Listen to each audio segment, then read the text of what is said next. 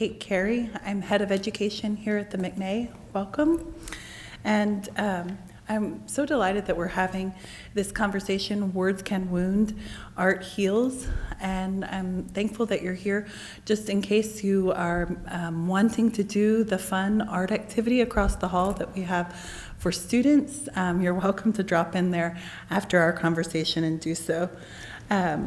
One of the things that we thought about when we were thinking about this program is that we would do about 40 minutes of questions, 40 minutes of conversation, 20 minutes of questions. So you have some note cards in case you have a question, and you can pass those to the side and we'll collect those. What I'd like to do now is give a brief introduction to each of our panelists, and then I'd like to let you know that our McNay director, Rich Asti, is going to moderate this conversation this afternoon.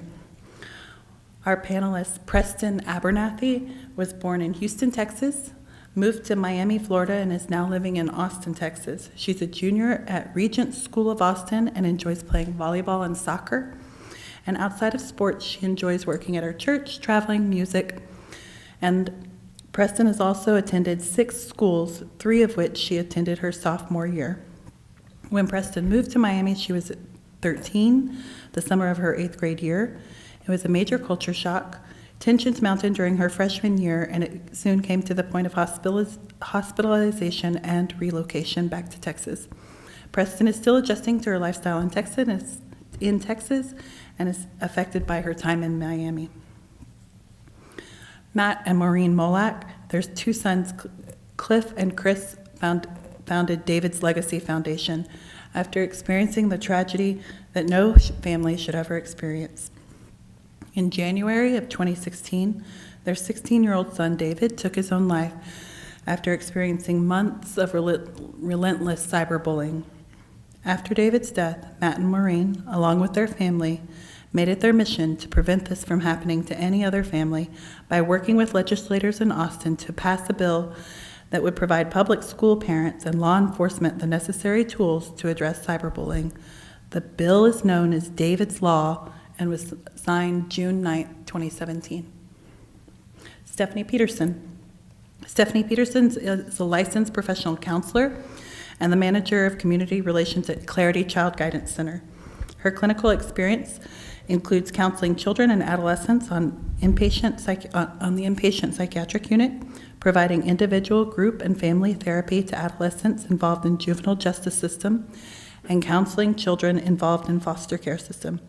She's created and provided numerous presentations on topics related to children's mental health and helps to organize as well as speak at the Children's Crisis Intervention Training for First Responders. And Erica Prosper. As Director of Community Insights for HEB, Erica Prosper Nierenberg leads a team charged with helping guide the development of HEB's strategic vision and operational efforts by providing customer insights to change the business, gain share, and establish preference for the company.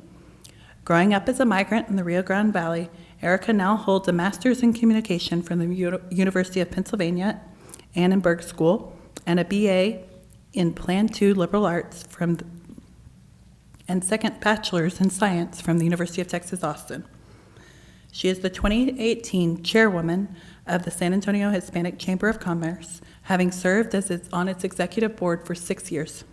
She's also a member of the HEB Corporate Diversity Leadership Council and Health Education Task Force, and former board member of SA Youth. She's received numerous awards for community service and leadership, and much of Erica's passion revolves around efforts to help improve the quality of life among underserved populations through girls and women empowerment, arts education, and literacy. Erica and her husband, San Antonio Mayor Ron Nierenberg, have 1 son, Jonah. And before I introduce Rich Asti, our director, I want to say that this program comes in large part from his passion for social justice and community consciousness. And he has steered the McNay in this direction really from the very first day he started 2 years ago, just over 2 years ago. In 2016. Rich Asti joined the McNay Art Museum as the museum's 3rd director and first Hispanic director. Asti is a third-generation South American with roots in Peru, Bolivia, and Chile. Almost all of those countries are represented in the upcoming Pop America exhibition, which opens next week. He was born in Lima and spent his formative years in Miami. So there's a Miami connection there also. He received his BA in psychology from the University of Michigan, Ann Arbor, and plans to become a psychologist, and until he changed his major, discovering his love of the visual arts. He then pursued an MA in history of art from Hunter College in New York. Asti's additional graduate work focused on the Italian Renaissance, included 2 years of dissertation in research in Florence, and he then taught art history at Hunter College and worked as an Old Master specialist at Christie's, New York, London, and Rome. He received a PhD from the Graduate Center of the City of New York University, and he is the 2016 Fellow of the Center for Curatorial Leadership and has held curator positions at the Museo d'Arte des Ponts and the Brooklyn Museum. At the McNay, we came to learn of Rich's pillars of leadership, his steps as he became, again, the third director of the McNay Art Museum. The first of those steps, social consciousness or social justice, has been a priority in programming from the first day he began and continues today. So I want you to join me, please, in welcoming our panelists and thanking them for participating in this conversation this afternoon.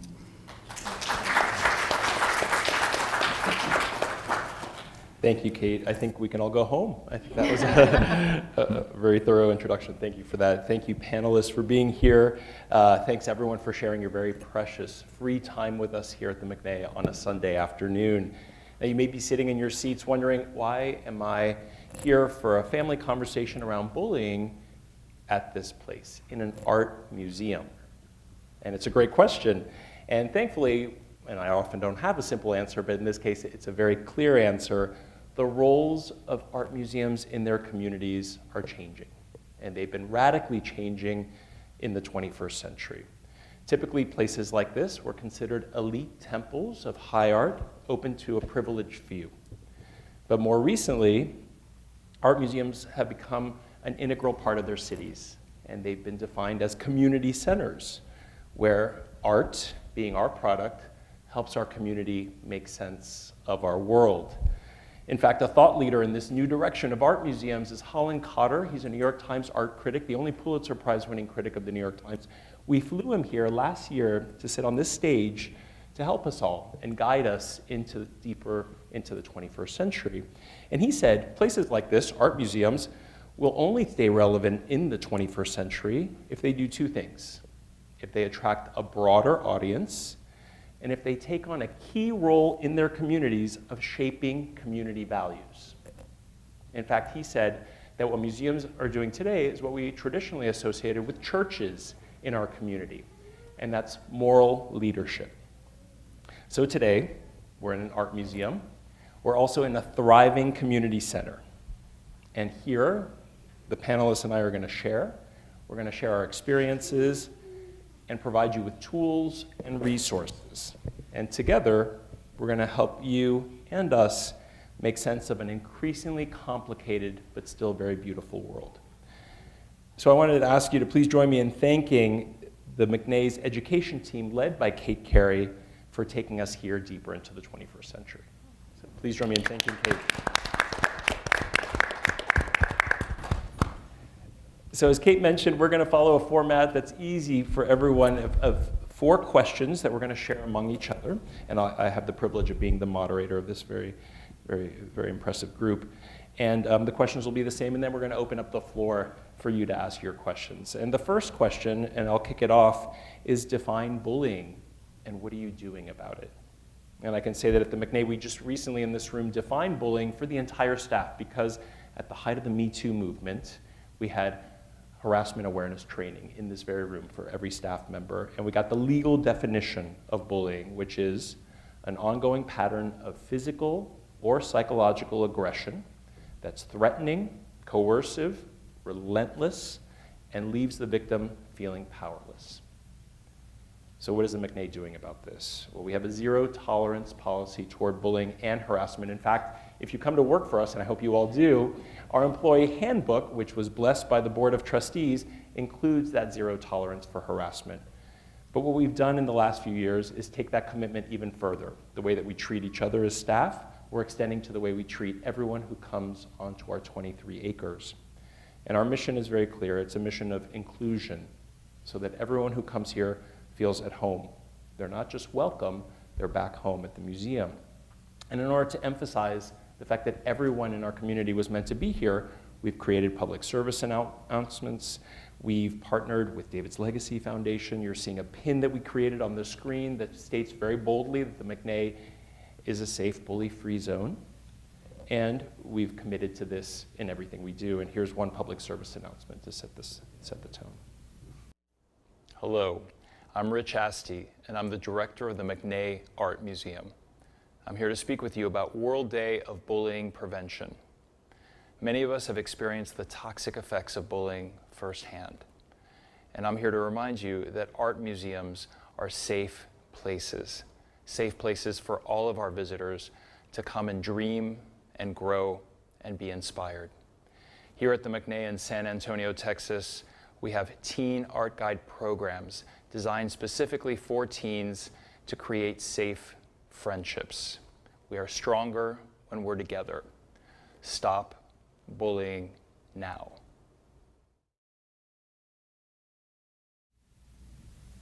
So as Kate mentioned, this is very personal for me. We'll talk more about our own personal stories later in the questions.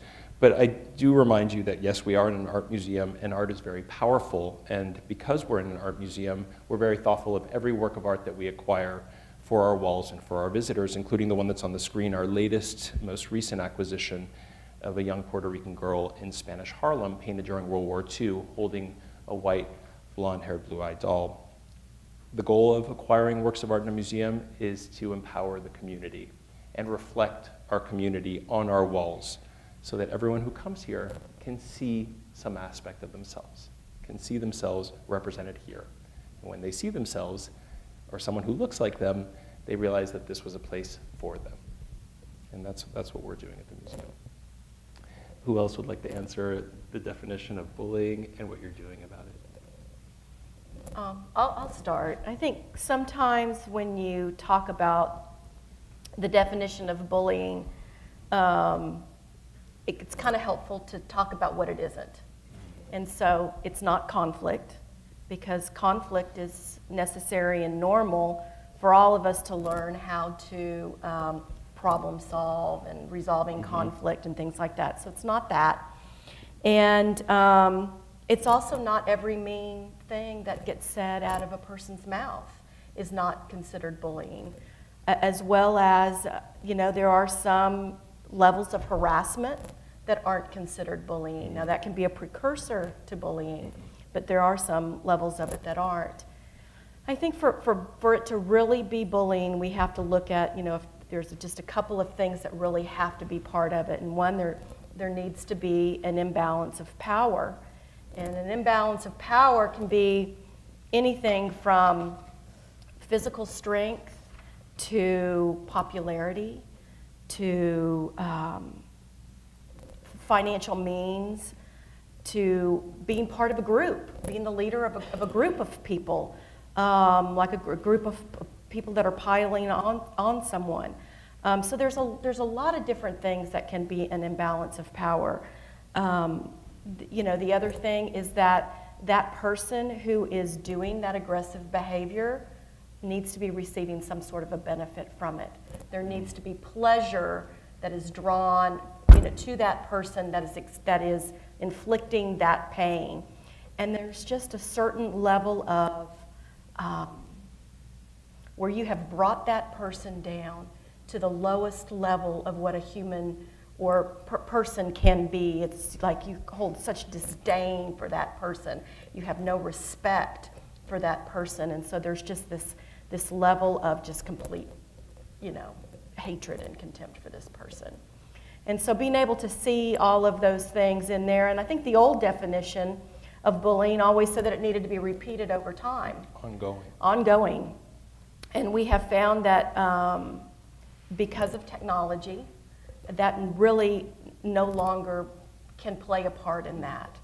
Because of the reach that technology has today, that if you have a situation where something is posted online, something that's very serious and posted online, and is shared over and over and over again by multiple people and liked and commented on, it's like each time that happens, it becomes a whole nother event. And so you sort of have to look at it differently, because even though that may be it stemmed from one particular post, because it was so widespread, that it's really not, that can be considered part of the definition of bullying now. And Maureen, while you're speaking with us, can you share what you're doing about bullying? So David's Legacy Foundation is, taking on this issue with legislation, education. We have a legal action arm called the DBM Project, which stands for Don't Bully Me. It's also my son David's initials. And just trying to look at it from a comprehensive viewpoint, and knowing that there's not one solution. Because if there was a solution out there, we wouldn't even be in this room today. And so we have to continue to look for ways where communities can come together and partner and work together on addressing this issue in our schools, in our communities, so that we can make our cities and our state and our nation a much better place for us all to live in. And so being able to address it on a lot of different forefronts is what we're doing. And is there a video that you wanted to share with us? Yes, I think this is. Could I go ahead and show this? Sure. Right. We're here to talk about our son, David Molak. From early on, he had a more sensitive side that we noticed. He just had a little more compassion and empathy for others. The cyberbullying started in the fall of his sophomore year.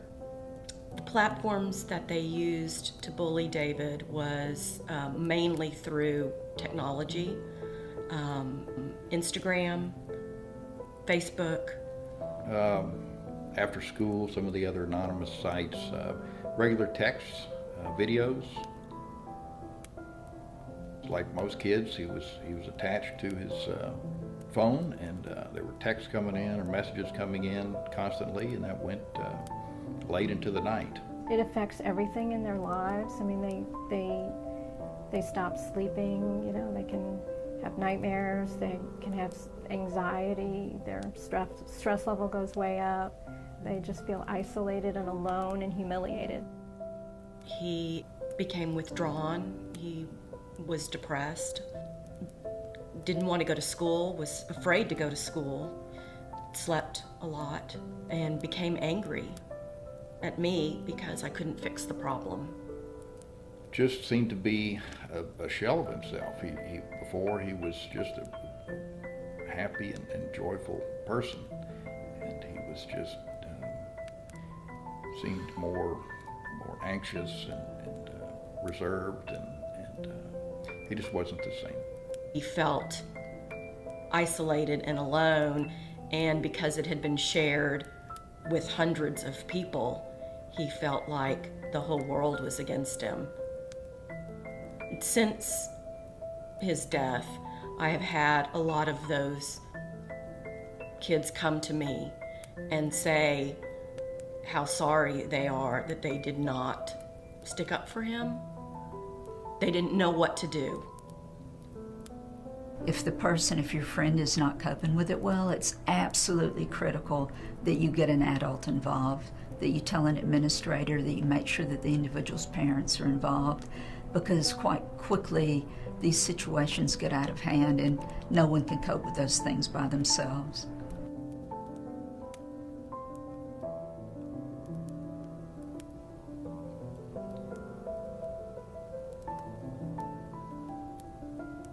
We will never be the same.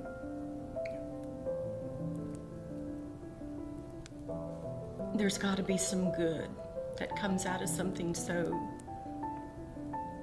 devastating. And that if we can help another child with this issue, bring awareness,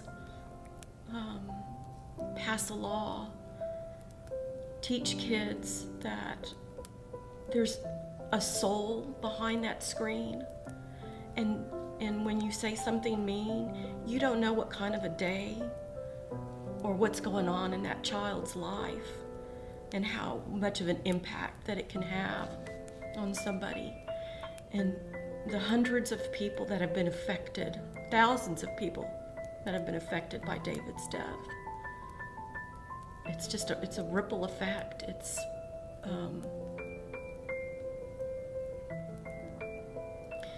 There just has to be some good that comes. We're here to talk about our son, David Molak, who took his life in January of this year.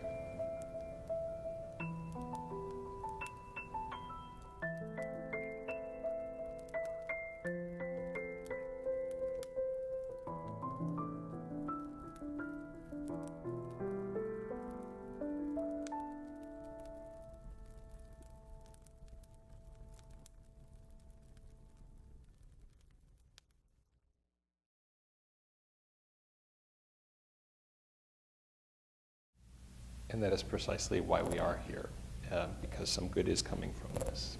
And we're taking action as a community, not only the McNay, but all of us here serving on this panel, all of you coming here today to listen and have moments of empathy. I think a lot of us resonated with many moments as we saw that video.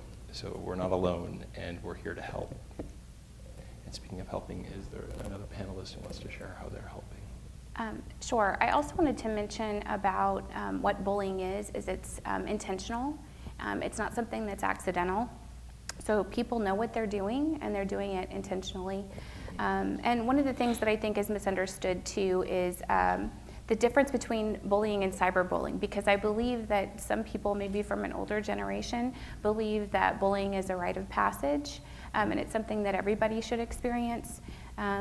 So cyberbullying, the thing that's the added component is technology is involved. What we're doing about it, one of the things that I'm doing is, this is a subject that I'm passionate about, can't speak, sorry, that I'm passionate about. So I like to go out and talk to people about not only what cyberbullying is, but also what it isn't, and about related mental health topics, between the correlation between cyberbullying and suicide, the correlation between mental health concerns and behaviors, including cyberbullying. And then I work at Clarity Child Guidance Center. So one of the things that Clarity does is we're a mental health treatment center for children 3 through 17 years old. So people can come and get services at our hospital. And we also have another branch called 1 in 5 Minds, which is an anti-stigma campaign. And we have 15 to 20-minute videos on different mental health topics, including cyberbullying. So people can learn a little bit more about it in the comfort and privacy of their own home. Wonderful. I think I'll add, there's obviously a lot of definitions that are that have defined it, but I think what I'll add is that is the notion of the systematic, because I think Maureen is right in that there are sometimes efforts, and in today's society where there's tensions everywhere, I think it can easily be misconstrued sometimes when people do say things. But it's the intentionality or the systematic portion of it that I think is what builds up. And so from our part at HEB, we're approaching it from trying to approach it from a different portion of it. And I've also worked on, for 4 years, we've worked on something called HE Buddy League. And what we're trying to do is systematically put forth respect and systematically talk about this issue of kind words. And almost at a second and third grade level, establish the notion that the systematic behavior should be more on the compassionate edge, should be rewarding the systematic behavior that is positive, as opposed to rewarding the negative behavior with the likes, with the sort of cheering on. Because what we want to establish with children through our HE Buddy League program is that there are those things that are part of society that often we don't reward, which is the nicety and the respect and the compassion, because oftentimes the ugliness wins out. on the media or in the news. And so one of the things that we've done is we've gone in over 300 schools now, I believe. This is our third year, and we go into second and third grade schools, and we do very simple discussions around what is kindness, what is respect, what is helping. And I was sharing earlier with someone here that we also do some activities where kids will push out the toothpaste. How many of you have heard about that? Where they squeeze out the toothpaste, and then we tell the kids, put it back in the tube. And we explain to them that once you say or do something, you can't put it back in the tube. It's out there.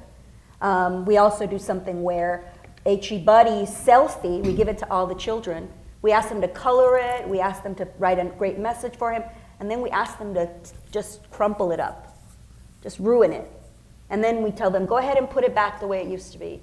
And it can never be the same, and that's the same thing we discuss too with them, is this idea that the behavior, even though it goes unseen sometimes, that's what you do. That's what you're doing. So for us, one of the main things that we have done, and that it came out as a result of a teacher. I'll tell you the origins, because I think that's as much power as anything. So in the bio, you mentioned my upbringing. So when you're a kid always in dirt, it's not like you don't get bullied growing up. And so teachers often, I had teachers who would champion and would be always a safeguard. So for me, teachers growing up were always a safe space, much like you talk about museums. School, in a weird way, was a safe space. So when a teacher reached out to us about 4 years ago, because she taught special ed classes, kids with special needs, and there was a child who wasn't special need, but would always defend kids that had special needs. She would go in and volunteer. She was a third grader. But what happened was kids would then make fun of her for helping these children. And the teacher's request was simple. Could HEB have HE Buddy come, tell everybody that she was doing a good thing, so that she would have, in a weird way, HEB as a champion for her, telling the community and telling her classmates what she's doing by volunteering to help these children with special needs is a positive thing. And the only person this teacher knew from a friend for a friend was me. So she messaged me on Facebook. I went to HEB, to our diversity department, our public affairs department, and I simply made the request. There's a teacher, she's asking for this. And what we tend to do at HEB, of course, is we see an opportunity to have these discussions, to your point, to talk about some things that we know are happening and we know what our responsibility is. So out of that conversation really came the pilot of what HE Buddy League is, and the idea that we should go around and teach kids not just this, but then have teachers give nominations to children throughout their schools who are doing these things. And once a year, these kids from the group that gets sent, they get selected, and at their school assemblies or end of the year events, we give them medals, we give them capes, we put them in front of their class, and we read out the nomination letter of what kind acts led to that. Because what we want to do is, again, create a system where we basically tell children, this is what should be done. This is normalcy. It isn't that outward thing, even though we know we're combating it. Because we're trying to basically fight it with a new normalcy of kindness and compassion. And that's what HE Buddy League is doing. And we're entering our 4th year, and I think we're wanting to go up to 600 schools this year. So if any of you are teachers and are interested, Julie Bedingfield is here. She'd love to talk to you about how to be involved. Thank you. Thank you for sharing that resource. Preston, is something missing that hasn't been said about bullying? Yes. For me personally, school was never a safe place. For me, teachers weren't a safe place.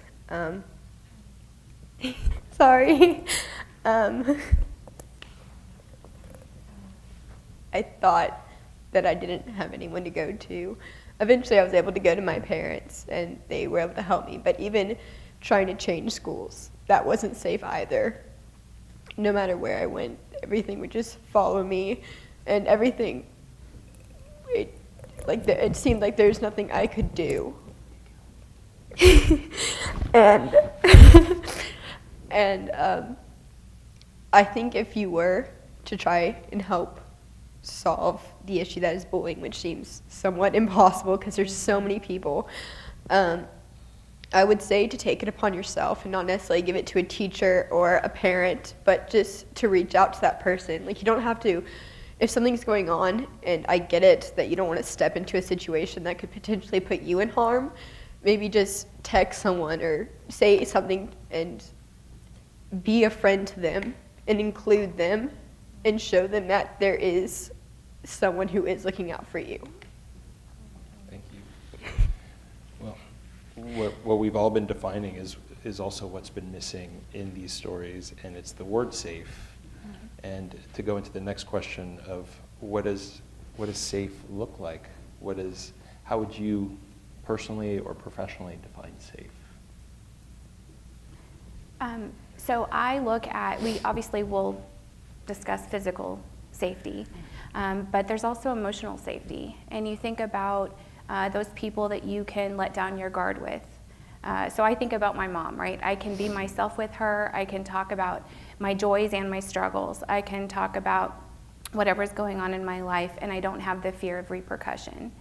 And so I think it's important to have those people in your life and to nurture that type of relationship, especially with children, if you're the parent, to nurture that relationship, to have that set up to where they can come to you about what's going on and having those regular conversations.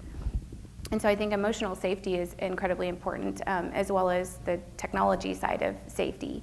So being aware of the reach of technology and social media, being aware of geolocation, being aware of what you post online, that it's permanent and it doesn't go away, and how it affects somebody, the soul behind the screen. Understanding those things are incredibly important as well. And I think when I think of safe, I think of course, we're all kind of sensitive about safe schools, right? All the stuff that's been happening out there. And I think that what makes a student feel safe in school is feeling like they're a part of something, that there is no disconnection there. And so whatever we can do for a school that will help them understand that they need to develop a culture, create a culture where everybody stands together so no one stands alone. That somebody has somebody else's back. That there's always somebody that you can go to. So it really comes full circle around, it's all about relationships. And it's all about caring for one another and developing that person that you know that you can go to no matter what, that will always take care of you. And that's what I meant when I talked about teachers. Not everybody at the school, but there were one or two where I did feel safe, that I could feel. And I think Stephanie is right. I think from my perspective, children, at least the ones we've encountered, there's an issue of acceptance. Even if it's this third-party HEB who you don't necessarily have a relationship with, but they somehow accepted your behavior, that your actions made you, someone worthwhile. Because I think at the end of the day, this is also tied to self-worth and making a child feel that they're worthwhile. Even if you're not related to them, even if you don't have a relationship, even though that is the strength, it is even creating a sort of even an ethereal relationship through that worthwhile, through that notion that you're worth time, that you're worth me fighting for you, that you're worth going to the mat at the state level to fight for children unknown. All that I think is still contributing to this notion of safety, is that someone feels worthwhile. Beautiful. Preston, what comes to mind when you think of safe? I would just like to start by separating safety and protection, because when you are protected, hold on. I think that when you feel safe, you don't feel like you have to be protected. And I firmly believe that if you do go to someone, they will tend to go to what they feel most safe towards.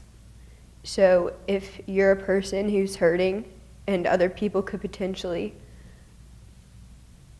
do the same to them, they will tend to drift away from that because it's not something that they feel safe. Not because they feel, if a person was getting bullied and someone would go to help them, they would potentially be protected by the school but not feel safe around the other kids. I said, I want to jump in. It's interesting, the difference between safety and being protected, because if you're being protected, you may be protected at the expense of some freedoms that you're giving up, right? You might be safe at home with your parents taking away your cell phone, but you're lost the ability to communicate and do things that you normally would need to do, and you're really not free to pursue the things that you mentioned in your video, the ability to dream and explore and learn and do all those things that kids should be doing without these kind of threats. And with this cyber element, it's just we have a new threat where the home used to be the safe place, absent any kind of domestic issues, but so things have changed and we've got to keep up with that. Matt, that's a great point. I actually, when I joined 2 years ago, I used the word safe here for the first time and got a lot of pushback from the community wondering why are you calling a museum safe? Museums are safe, schools are safe, I was told. And I knew firsthand that you can't assume that. And you can't assume that who's coming here has any safe place, even at home or at school. And so I made it a point here of calling out safe and the power of that word, because some of the kids that come here, this may be the only opportunity they may have to feel safe. And the pushback that I got was because of that word, and asked for members of the community, why not say welcoming? Museums are welcoming. And it was more to your point, Matt, what I wanted to get across with safe is freedom. And welcoming doesn't have that same power. If you know a little bit about neurolinguistics, words have so much weight. And when you say something is welcoming, you're welcoming someone into your home, you're the host and they're the guest.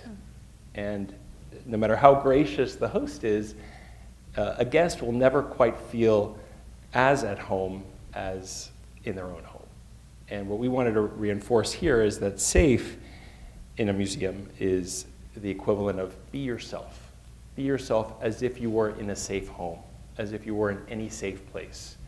And you have the freedom to express yourself as you are. And as you are is exactly how you should be when you come to the McNay. But it was not easy. It was not an easy conversation. Thank you. That's the tie that I wanted to say and didn't, is that safe equals freedom. The third question of the 4 questions is something I just articulated myself. When have you had a misstep? When have you had a human moment? Everyone here on this panel has incredibly good intentions. And yet something can often break down in the way we deliver those intentions. Can anyone share, even with good intentions, something that didn't go right, so that we can learn from that? I'll start, because I think mine is most recent. I posted something that in my mind recently was something for us against a system. But it lacked clarity, and instead, it inadvertently hurt Maureen, one of my fellow panelists. And to be fair, when it was brought to my attention, much like what we've discussed earlier, sometimes you don't think, especially if it's coming from a place of passion, as we've all talked about the passion behind it. But to her credit, we've spoken and I've apologized to her and she's accepted my apology.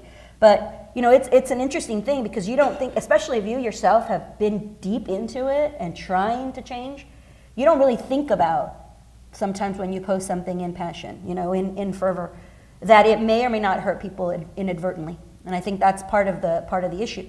But the other part of it is that, and I'm hoping that that's the whole point of Words Can Heal, is that you should take ownership.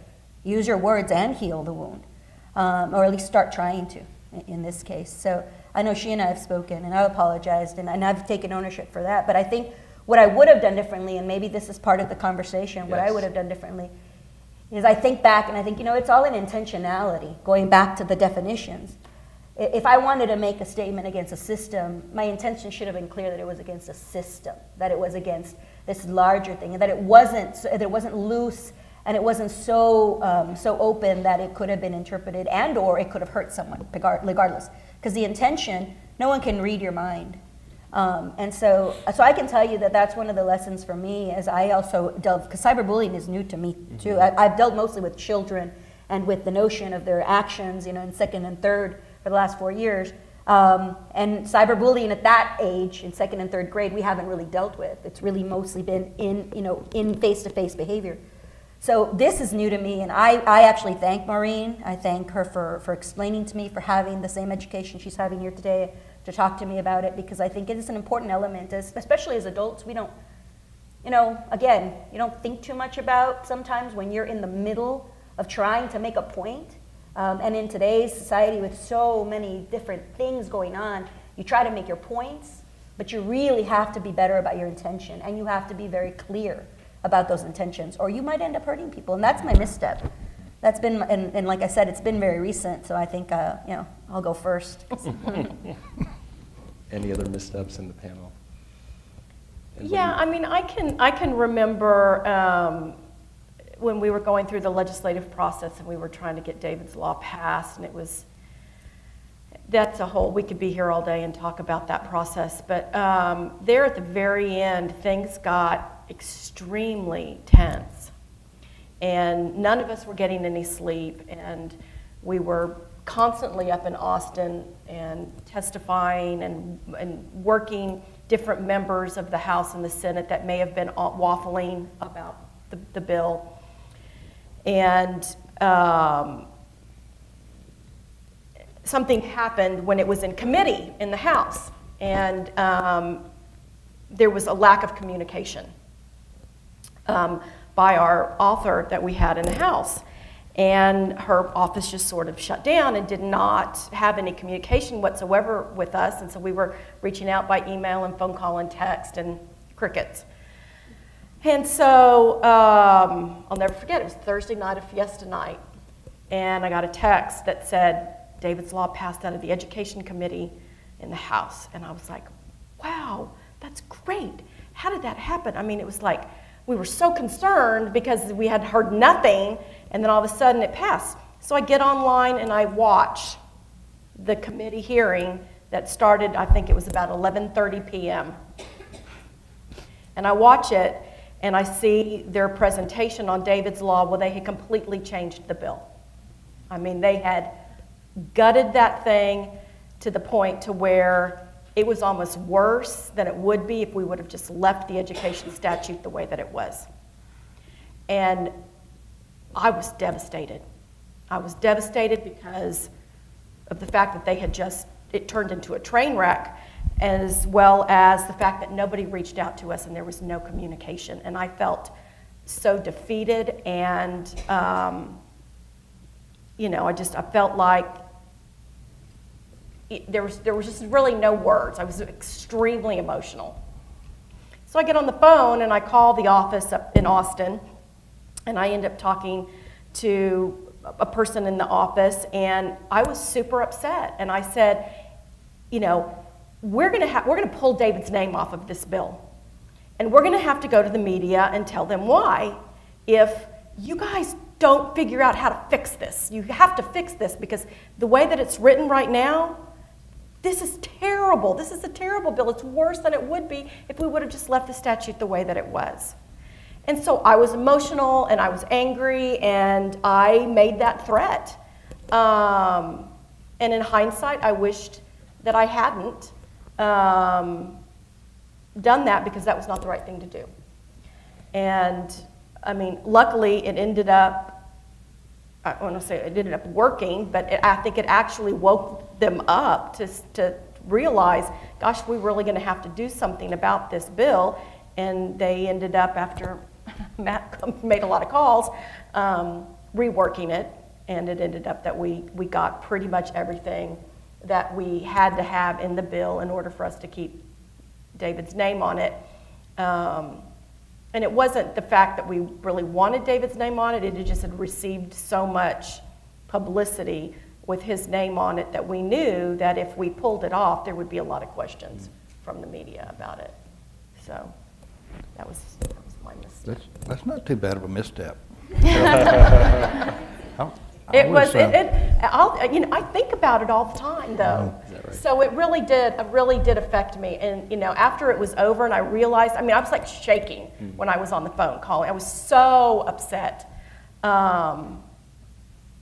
So, And if you didn't have the emotion behind it, Yeah. what would you have done differently? Would You you kn- have not called at all, or you would have? no, I mean, I think I had to call because I could not just let it go. I mean, we had to do something about it, but I don't know that I would have made that threat. I think I would have just said, you're going to have to figure it out. You're going to have to go back, and I would have been more level-headed and said, when you figure that out, then you need to give us a call, and let's work through it. So, anyway. Stephanie, do you have a misstep moment? I have lots of missteps. Yeah, I'm saying. But I don't know that any of them would be related specifically to bullying. But I do want to make mention really quickly here. I think it's important for parents to know that every child is capable of bullying, and to not have our head in the sands about that. That, oh, my child would never do that, or oh, this would never happen. And I do talk about, there was in high school, there was a girl, and everybody was calling her a certain name because of her financial means. And I remember one time joining in on that. And that is not a reflection of who I really am. I'm gonna cry talking about it. That's not a reflection of who I am or my heart. And so I talk about that because I think that that's important for people to understand as well. And so I think of that as a misstep, but there was not good intentions involved. But I definitely learned my lesson from that, and it's something that the impact of peer pressure and the right situation and the right variables, anybody is capable of anything. Yes. And that's why we phrase misstep as human. It's a Yes. human moment. Yes. And everyone in this room is human, even with good intentions. Yes. Do you have a misstep you want to I share? do. So when I was handling with my situation, I kind of got pushed to a point where I was so sick of everything, and it's sort of like my point of no return. And I decided to confront the people who were involved, and I ended up getting really, really mad and saying a lot of things that I really, really regret. But now I look back at it, I feel like it would have been worked out a lot better if I didn't say anything at all, or if I just kept a level head and just let myself cool down after what happened, and just giving myself like time to heal and then like find a better way to handle it. Yeah. And in our heads at that moment, you're thinking, but I'm in the right. I'm doing everything right, and I'm coming from the victim role. I'm entitled to this, and yet the impact isn't what we want. The results aren't what we want. My misstep moment came from a very similar example that you've just heard from all the panelists, and it was when emotion was behind everything. I came here and I was so committed to introducing the word safe to the McNay lexicon, to the McNay experience, and making sure everyone knew that this was their home, that I skipped a few steps. And it's been 2 years since I've been having this conversation with the staff and with the community, and it's only today that we're having a program around it. And there's a member in the audience who spoke to me, and I was very grateful that she felt that I could be challenged and would be open to this, and I took that opportunity to really learn that words are words, but action is even more powerful, and I left so much of this high-level messaging in the word stage, and I didn't back it with action. And the pin that you see on the screen now is available at the store. Proceeds from the sale of that pin go to support David's Legacy Foundation, but it took 2 years to put a program together, and I thought at one point, well, it's clear in my head that this is where the museum is going, but there was a lot of confusion in the community. Why are we saying safe? Many people felt that it wasn't relevant, and it's not appropriate to use such language in a museum. And I had a great clarity, and Matt, you just helped me get to even greater clarity by associating safe with freedom, but I didn't share that. And so I'm very humbled by that, and I've learned a lot, that when you do something as noble as it is and with the greatest intentions, be as thorough as you can in the execution. And then finally, to end our fourth question, before opening it up to the floor, this is a lovely question that Kate Carey, our head of education, came up with. Knowing what you know now, what would you tell your younger self? I'll go first. I think I would tell myself that I'm not alone. I was never alone. I'm gonna cry again. That also that I don't need to change who I am to please other people. Like like I am good enough and I can feel the way I feel and I can be who I am without trying to create a new person and trying to put myself in situations that is not who I am and not someone that I want to become. I am good enough. It's beautiful.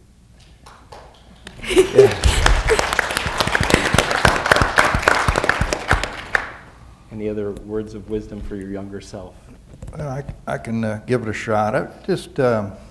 With our situation, that's something we always, part of the plan, or the what ifs and what if we should have done this, but just the preciousness of life and just spending the quality time with your kids and with your family, and the importance of that, and priorities with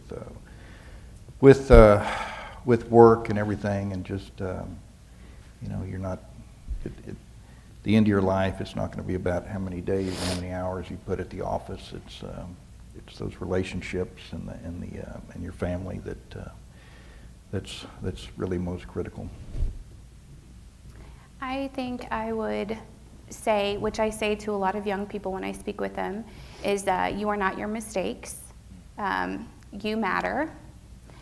There are lots of people who love you, and I have to side note that I do presentations for large groups of students. And sometimes in that presentation, I feel the need to tell them that there are people that don't know them that love them. And I anticipate kids snickering and rolling their eyes. And I have to tell you that I went to one school and spoke with about 400 students, and not one student did that. And so they need to know that people love them. And so I would tell them that there are people out there that love you and care about you.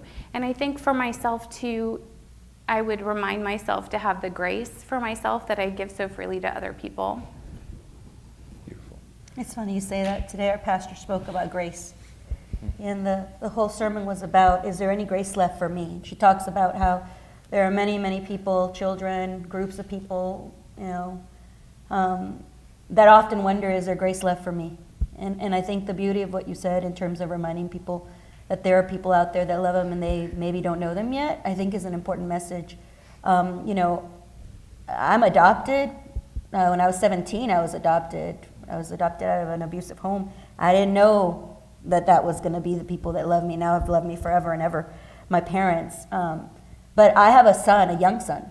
And so I often will tell him what I wish I had told myself when I was young, which is, you are loved no matter what. No matter what you face, you are loved. And it might not just be us, it might be people that are coming down the line. It might be our friends. Sometimes if your parents aren't here, just know we're building a system of people that love you. But I also tell him, and I hope he remembers this when he's older, I also say, there but for the grace of God go you. Whenever we see something or someone who is not doing well, there but for the grace of God go you. So I wish I had told myself that more often instead of being so hard on myself. So taking a lot of things personally when I was younger. And so I'm hoping that at least my son understands that portion of it, is that, you by grace have a group of people that love you and that are telling you you're worthwhile. But my hope is that we as a community tell those people out there that don't have that or don't know they have that yet, there but for the grace go I, so I will be that invisible person to you. And that's what I wish, looking back, more kids knew, including myself. It would have been life-changing. It would have. Well, would have maybe made it slightly less, many less nights crying, I would say that, right? Maureen, do you want to share something? Yeah, I mean, it's hard for me. I feel old. It's hard for me to remember my youth, so I don't know what I would tell myself. It feels like a whole another thing. But I think this generation of youth are extremely unique and extremely savvy. Maybe it's because they've grown up with technology their whole life, but I really do believe that they have the power to make real change in this world. And if we can give them that ability to be able to do that and empower them to do that and the authority to be able to do that, and for them to understand, some of these things that go along with what we're talking about today, that they can really make a difference in this area, that we can see real change. And I see what kind of happened after the school shootings and kids coming forward, and I'm thinking about that, and I'm thinking about over time all of the social injustices of this world. You know, whether it's discrimination or the Holocaust, and all of these things that have just been, that horrible things that have happened. And what it did was it took a group of people to not just stand by and let it happen. So that's the bystander. That's the person who shouldn't stand by and let it happen, that actually reaches out to that person or reaches out to stop that injustice, whether it's, you know, raising awareness or just making a text and a kind word, sitting with that person during lunch, or just making that person feel valued, that this generation of kids is uniquely qualified to do that. We just have to empower them to be able to do that. It's a very socially engaged generation. Yes. It's remarkable. For me, I would go back to 8th grade, and there's a whole movie about 8th grade. If you haven't seen it, it was just released this year, because that's often the most challenging moment in our upbringing. I don't know what it is about middle school. And for me, growing up in Miami, I was bullied in 8th grade for being Hispanic, and it sounds funny in a city that's 70% Hispanic, but I was raised in an Anglo community in Miami, and one of the few people who was Latin among my friends. I was bullied for being an immigrant. We had come from Peru, and I wasn't a US citizen until I was 14, so I was made fun of for being an illegal alien, though I was fully legal. And I was a closeted gay teenager, though I didn't know that that's what made me different. And what I would tell that 8th grader, I would use the word that Maureen, you just used, unique. Instead of different, I would just change the lens and remind that 8th grader that, and I did think of taking my life at that point, it was that high of an intensity of bullying. I would remind that 8th grader that what is different about you is what's going to be translated when you're an adult into creativity and innovation. And the fact that you're very sensitive and you're feeling everything so deeply may feel like a flaw right now, but when you grow up, it's going to be manifested as empathy. And you're going to have the power to read a room and be sensitive to the person opposite you in a meeting. And you're going to be greatly appreciated for all of those skills that you would have not had you not been different. So with that, we open up the floor to questions from you, please.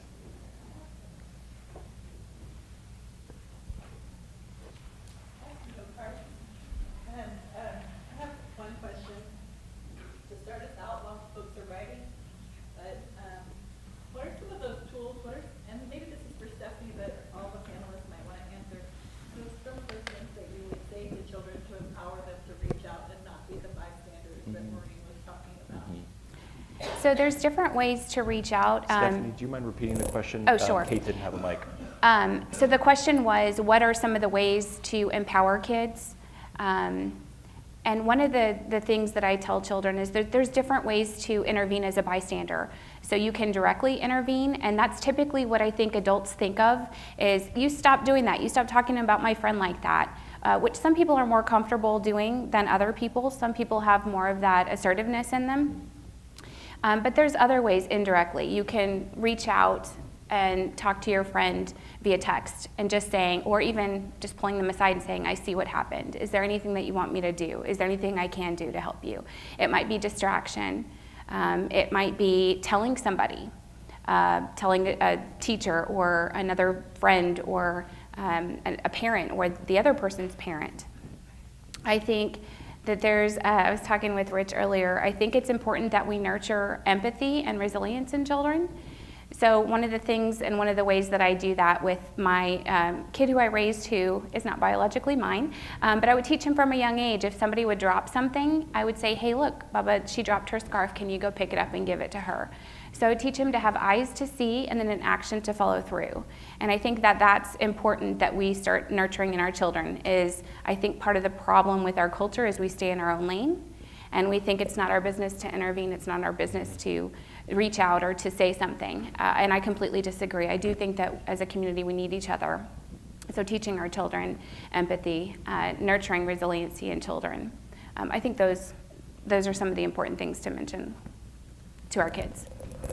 Can I add Please, something to that? please. So there was a youth kind of a, what do you call it? No, it's not a task force, what I'm trying to say. We got a bunch of kids together and we were asking them the question, what Forum? Focus group? Yeah, it was a focus group, yes, thank you. We asked them the question, why is it that you don't stand up when there's a pile-on cyberbullying incident? Why don't you intervene? And there were two reasons. One was because they felt like it would turn on them, okay, very legitimate reason, right? And the second one was they don't want to add to the drama. Then that's what they call it. They don't call it cyberbullying, they call it drama. And so for them to speak up, to try to help somebody online by saying, stop it, that's not the way we act at whatever school, or that's not kind, don't do that, they consider that part of the drama, part of adding on to what's happening online. And I think that they get that from us, because as adults, when our kids are growing up, we're saying things to them like, don't be a tattletale, avoid the drama, walk away, don't get involved. Mind your business. Yeah, exactly, which is opposite of what we should be teaching our kids.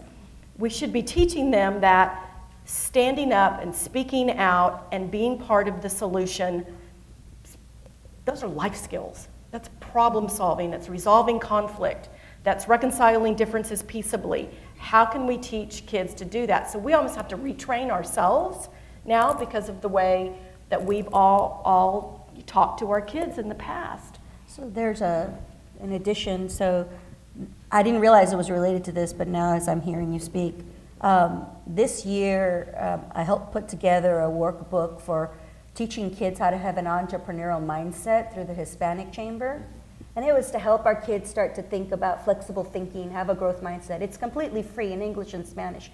Any of you can download it.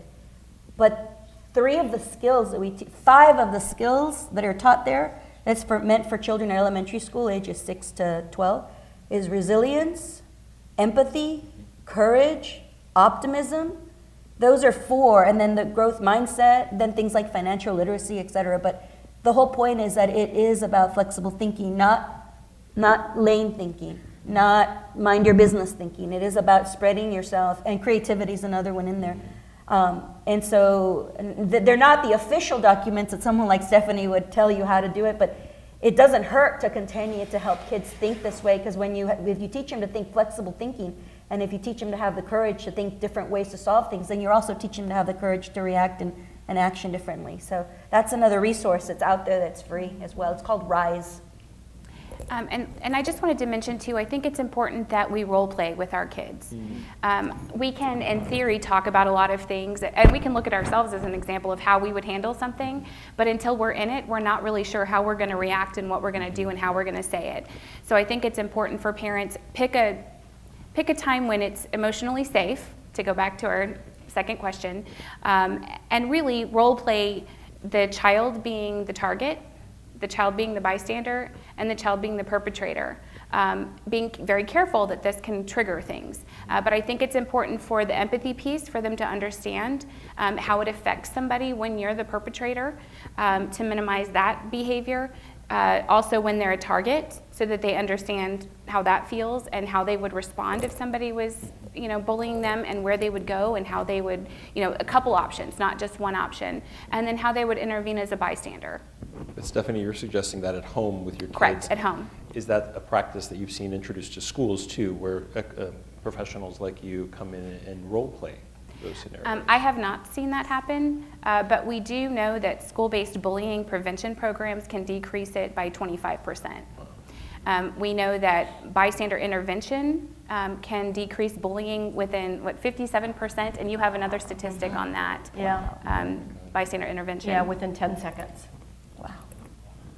So it's important we know how to intervene. Mm-hmm.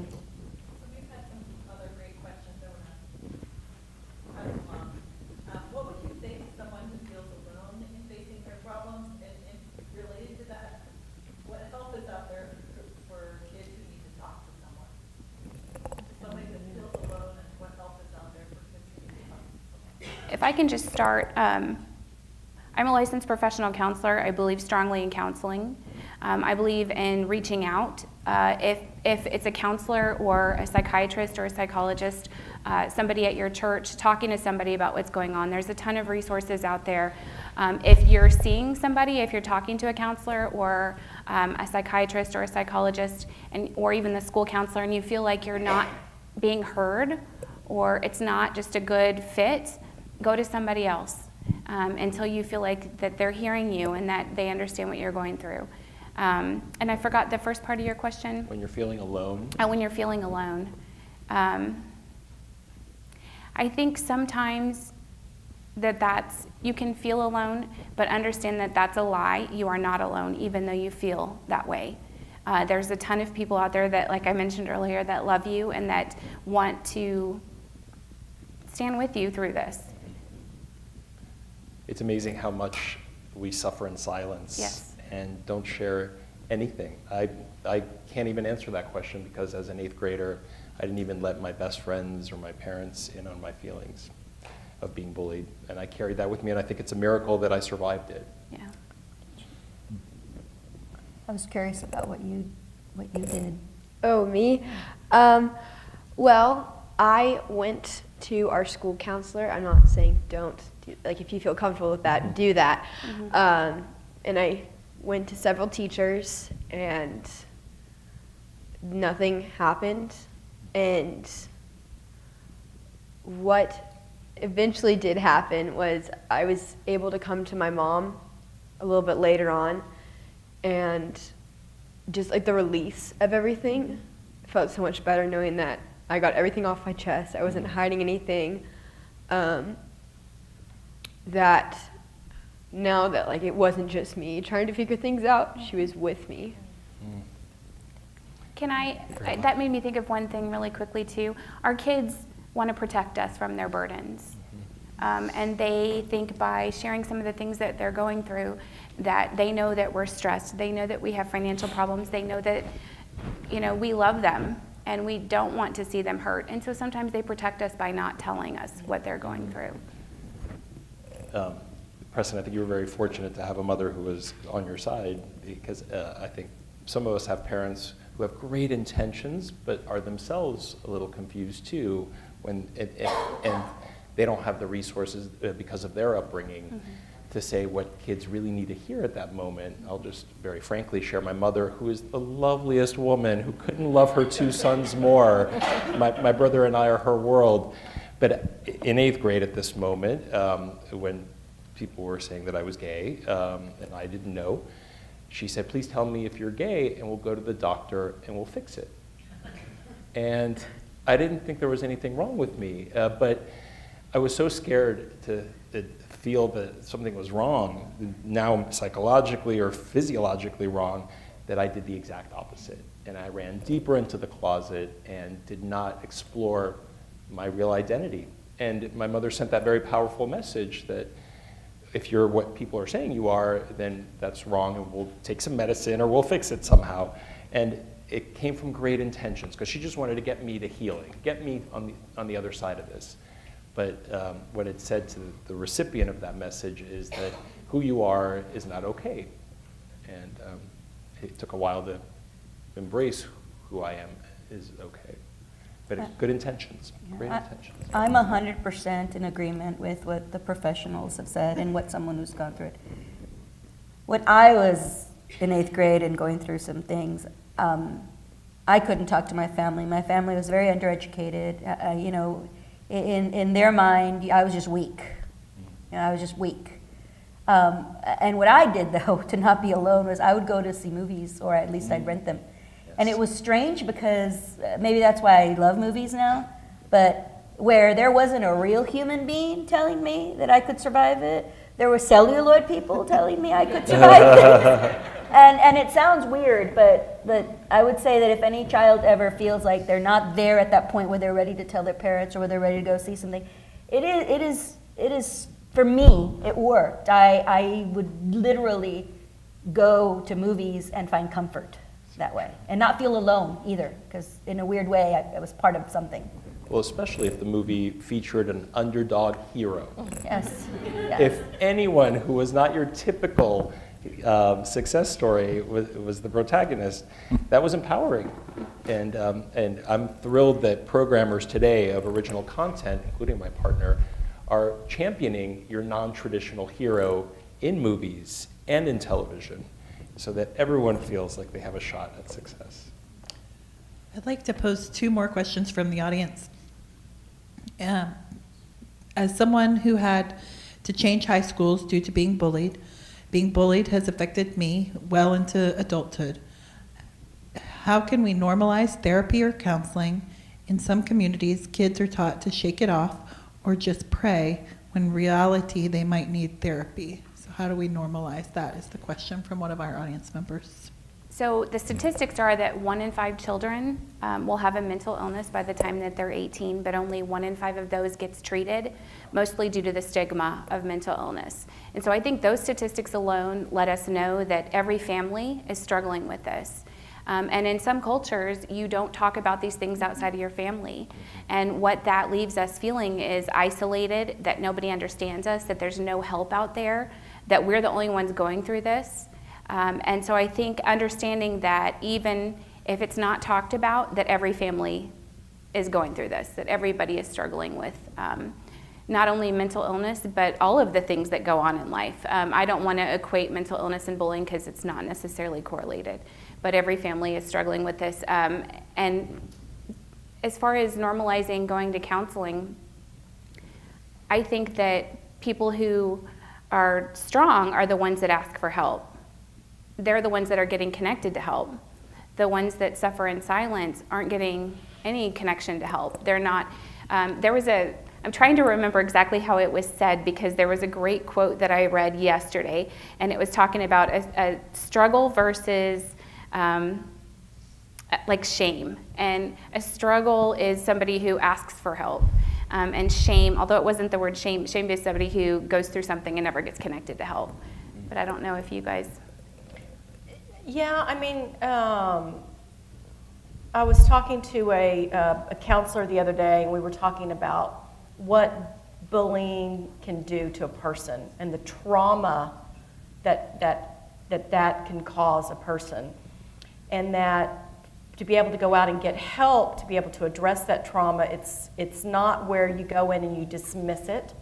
You go in there and say, yes, this did happen to you, and this is what we're going to do to help you get through it. It's not, well, you just need to get over it, and boys will be boys, and you're just going to get tougher through this. That's not the answer anymore. And so they're seeing kind of a tide changing with that trauma-induced therapy and all of these other kinds of therapies that they're doing, which I've heard is working. May I go? Okay. Please. So, let me give you all a little backstory. I first moved to Miami going into my 8th grade year, and was bullied by a boy, and he tended to make fun of where I came from and who I was and my family. And then further into high school, I went to the same school. Just kids got a lot meaner, but everyone tended to be more unified against me, and other grades and other people realized it. So when I started off, it felt like it was all in my head, and that I made things to be a lot more different than they were, I guess. And then later that year, into my sophomore year, I had to drop out of school in October, and that's when I was in the hospital for a really bad migraine that I have, and I still continue to have them. And later that late November, early around then, I just picked up homeschool, and so I can be able to go to a normal school because we found out we were moving to Austin around that time. So I tried to finish it because homeschool is awful. I hated it. Online school, do not recommend. But then I started going to a school called Westlake in Austin, and I faced a lot of issues there. I would have panic attacks at school, and my dad worked across the street, and I would just leave school. I wouldn't tell anyone, I'd just leave, and I'd just go to his office. Sometimes he was there, sometimes he wasn't. And I'd kind of just sit there, and I'd hide behind his desk, and I just sort of cried, and I tried to calm myself down, and I called my mom to pick me up if my dad wasn't there, and now I'm going to another school, and every time I start a new school, I get so anxious and so mean about 2 weeks before it starts, and I just don't know what's happening to myself, and I know it's going to be okay because everything works out eventually. Doesn't seem like that when you're in the heat of the moment, but it does. And now I have a really good group of friends, and I adore them all. But just sort of kind of going along with the question, like, just because it ends and you extract yourself from the situation. I left Florida, and that's how much I left the situation. But it's still just is there in the back of your head. Like, I'm crying right now because it still hurts. Yeah. I have another question about bullying, and I want to ask, of course, I don't know who any of these questions are coming from, but it seemed like such a specific one. So I wanted to ask, what advice would you have for someone when bullying comes from a grown-up or from a parent, not a peer? Is there some guidance or some thing that you can provide for this audience member that's asked this specific question? From my 4 or 5 schools ago, we had a teacher. She would throw things at students like staplers and box cutters and scissors, and yeah, it was wild. And she would slam doors in kids' faces and just yell at us. And I thought just because the teacher did it, the kids, that was just how things went, and that's how things should be. And I think if an adult is acting that way towards a student or any child, that there is an issue, and someone that is their authority or someone who can help fix the problem should be alerted immediately. I have firsthand experience with this, and the first thing I can tell you is you when you turn 18 or 17 in the state of Texas, you walk away. And depends on how intense or what relationship. Again, it depends on the type of bullying, and I will let Stephanie answer the more probably correct thing for mental health to do. But I can tell you, on my part, I walked away from that relationship, and probably as a grown-up, yeah, the absence of a parent figure is a really significant part to who makes you. But I walked away from it because in my mind, a parent is supposed to be the one that protects you, the one that makes you feel worthwhile. And if the parent is making you feel that way, then you don't have a responsibility to your parent until they get their act together. It wasn't until 15 years later that particular person in my life got their act together, and I established a relationship with him, but it's not a parent relationship. But I can tell you that even as a child, if it's an unsafe situation, if the bullying is an unsafe situation, or it's either constant or emotional or unletting, remove yourself from that situation. I'm going back to what was said earlier, is there are people that you don't even know that are there to potentially help you. Yeah, and sometimes you have to go to more than one person. You might be going to the school counselor and not getting help. So related to this. I don't know if it's a parent or somebody else in your life that's an adult. I don't know if the target is a child or another adult. But I think if we're talking about it's a child and it's an adult who's bullying them, I think, yes, going to somebody else and alerting their supervisor. I would also say keep record of everything. Document dates, what was said, times, so that you can take that. Say it's, for example, let's say it's a teacher at a school. Keep record of everything so that when you go to the principal, you have documentation to support what you're going through. Talking to somebody else, I think reaching out is the most important thing and not just suffering in silence. Okay, I think this is our last one.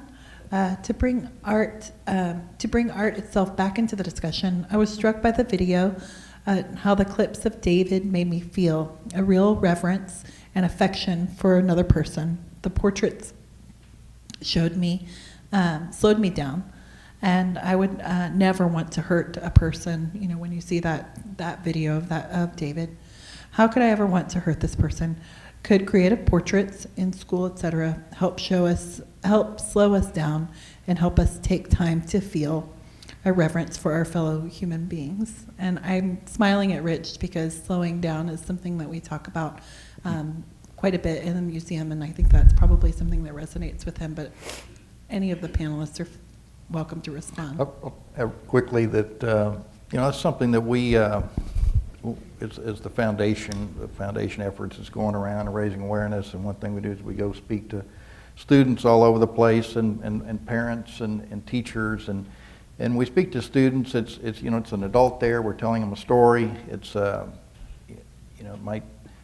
it might be the only thing that school does to address an issue that it needs continuous attention. And so what we try to promote are student-led initiatives. And there's kids that have done incredible things, and this is the creation of this video. This was done by St. Mary's Hall students, and it was entered into a competition. Some people had a competition that was citywide for movies. I think the year before was a different topic, but this one was cyberbullying, and so those are some of the ideas, just to raise awareness. And this sounds like another great idea is to use art to have a contest or whatever that you can get the kids' attention, because it takes more than just an adult coming in there. Something that the kids can get involved in and embrace is really going to be more powerful. What I love about that question is that when you're working on a work of art, you're also not simultaneously using these. You're putting this down, and you're actually in the moment, you're present. The average attention span, sadly, and that's why Kate laughed with me, is 7 seconds right now. That's our average attention span. And before we sent our first email in the late 90s, it was 20 minutes. And that's only been 21 years, 22 years, that it's plummeted to 7 seconds. And I heard that statistic a year and a half ago, and maybe it's 6 seconds right now. So we need to be a little less connected with the digital world and be more present. It's been argued that that's why we're suffering from an empathy deficit right now, because of the screen time, the hiding behind our screens, and spending less time face-to-face. And so that's where museums can come in. I love the connection that question made to how we're going to close, because we are in an art museum, and those of us who work in an art museum know the power of art to save lives. Art changed my life, and in 8th grade it saved my life, and it just helped me to see that there was something bigger than that moment, and that things do get better, and that there is beauty in the world, even if it is increasingly more complicated every day. So we wanted to close with images that the panelists had selected that really changed their life or reinforced why we're here and why life is actually very beautiful. And we want to, I don't know if you want to identify your work. Whose work is this, for example? So this is one of the students at Clarity. They drew this picture, and it's something that spoke to me on a variety of levels. One, as I mentioned earlier, how kids sometimes don't talk about what they're going through, and they'll say, "I'm fine," and they'll suffer and struggle in silence. The other thing is, I think it's a great reminder that we all are going through our own battles. We all are struggling with something at any given moment in life and time, and so to have that empathy for other people. And art is empathy. If you didn't know, every time you look at a work of art, you're seeing the world through someone else's eyes. And so just by definition, you're forcing yourself, when you look at an artwork, to get out of your shoes and step into someone else's. Someone else on the panel. This one's mine, and the reason I chose it is because it's a representative of something called the Fauvist movement, which at the time the Impressionists was what was going on in art world and being celebrated. And these group of rogues, they wanted to see the world not to just represent it the way that you saw it, but to represent it in blocks of color in a different way. And so they were called Fauvism, which is kind of the animal, the savages. That's what it means, because they were so other than what was going on in the mainstream. The reason I like it, the reason I think it heals, is because it reminds me constantly of this notion of how a lot of us start as the other, and how even as an other, though, you're still part of the conversation. You're still an active part of what is coming to the world. The Fauvist movement would eventually end up leading into what would become sort of the modern art, the Cubist movement, Picasso, and all of those that changed and revolutionized art as we know it. And so sometimes when I look at them, when I look at Matisse, when I look at this type of art, it lets me feel like it's okay for us to not be the same as everyone else. That sometimes that's what it takes to kind of change for the better a system towards the future. And so it heals many things for me, and that's why I love this particular piece. This one's mine. And just felt like your reaction to it. It just makes you happy. Well, when so I guess how I would like to start explaining this is that there's a hurricane in Miami called Irma. It's a very big hurricane. And so we came to San Antonio to stay with my grandparents for like 2 weeks. And we went to the art opening of this artist, Chuck Ramirez, where I met Mr. Asty. And I was kind of like the heat of everything that I was going through. And it was just like the perfect time to get away from everything, because it was just like this break just came. I don't know how to explain how perfect it was, but we came and I wasn't even thinking about anything that was going back home, like going on. And it was just kind of just good to be back in Texas and Whataburger. So, yes, it just makes me feel happy, and especially in like the time and place that I was. If there's anyone here from Whataburger, you now have your new campaign for the fall season. This one's mine. Kate mentioned that I focused on Michelangelo for my PhD, but I saw this painting not by Michelangelo, but by one of his older contemporaries, Botticelli, when I was 10. And in Florence, I was lucky enough to travel with my family. And if you've ever stood in front of this painting, it's larger than life. And at 10, the bullying had started, and I was just going really dark, thinking life was really sad. And I'm strong and I'll survive it, but I didn't have much hope. I just thought, I'm proud of myself for being strong, and I needed beauty.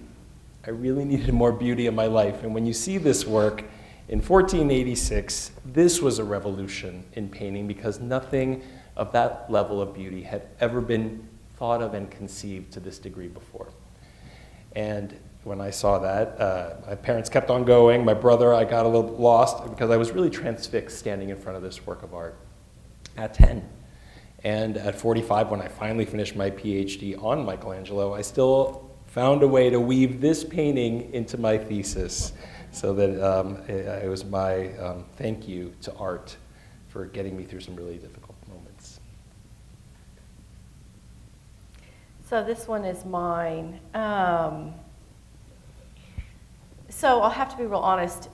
You know, leading a nonprofit is a lot of really hard work, and this topic is really heavy. And you can imagine how hard it is for us to have to go out and tell David's story daily, sometimes multiple times a day.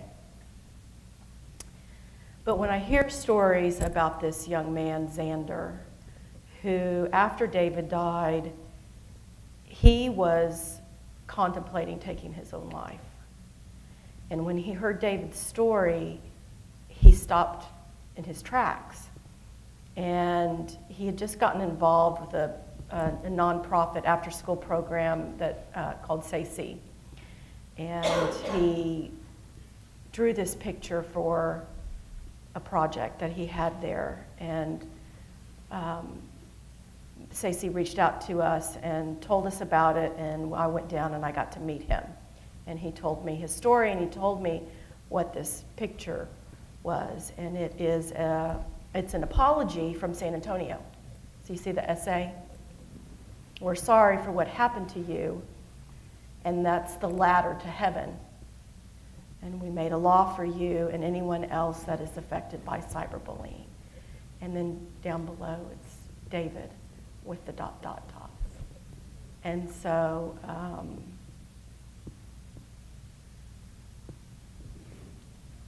to know that David's story has impacted and saved a life, it makes it all worthwhile.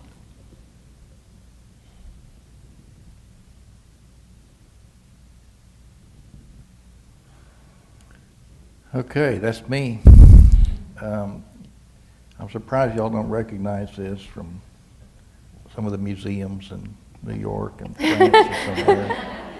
But this is, since I'm not as cultured, most of the art that is meaningful to me, I have some kind of a connection with. It's, by somebody that I know, or of a place I've been, or something, a time period that I'm interested in. But this is done by my mother. This is me and my brothers. It's me in that swanky gold collared shirt there on the right. And our dog Hooch. And so we live next door to a local artist, Terry Gay Puckett, and her daughter's a big artist now, Brooke Rosser, and so they were great friends and did a lot of things together, and went through a lot of things, health issues, marital issues, all these things. And so to me, as I remember their friendship, she actually sketched the house, and then my mother did all the rest of it.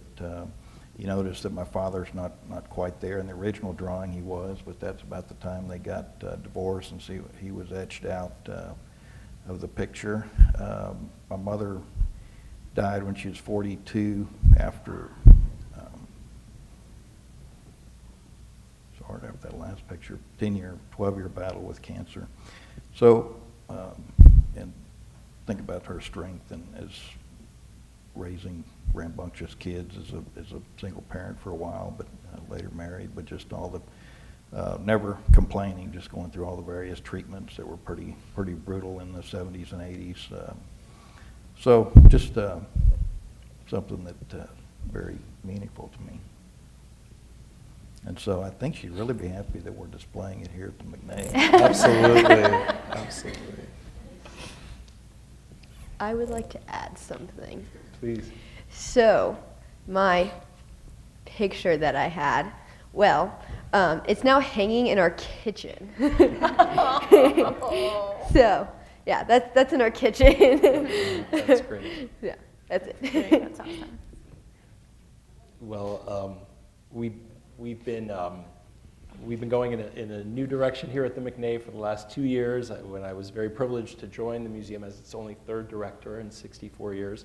We've been proud of a lot that we've been doing these last 2 years, but this is really one of my personally proudest moments of conveying the power of places like this to bring the community together. So please join me in thanking our panelists for their remarkable contributions.